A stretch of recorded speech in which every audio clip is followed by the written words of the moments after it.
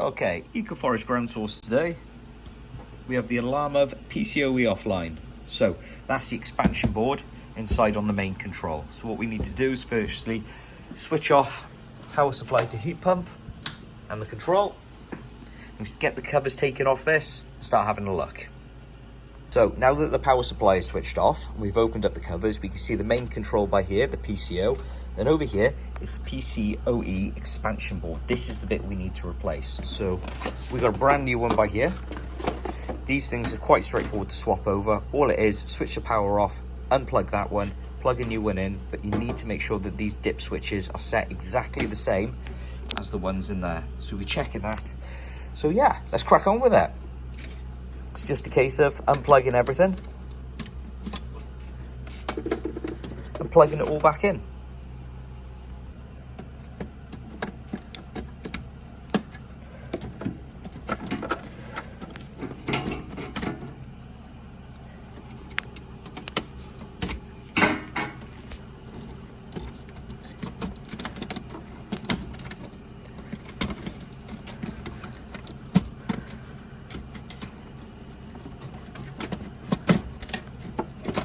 So that's our old one out.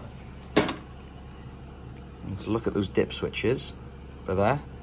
You need to get the new one exactly the same. So, first two down, next two up.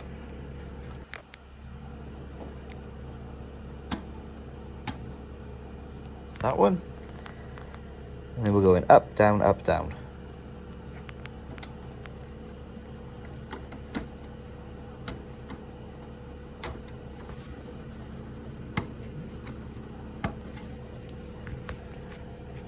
And there we go.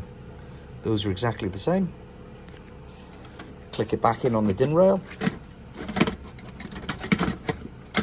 Like so. Get all the plugs back in, and we can switch it back on.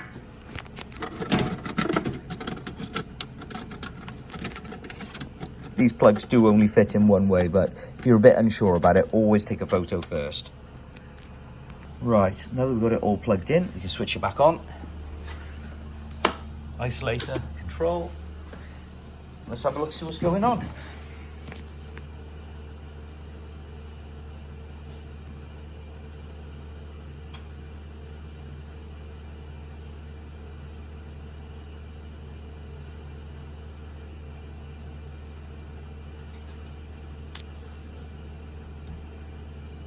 There we go, job done. She's going to fire back up for hot water now.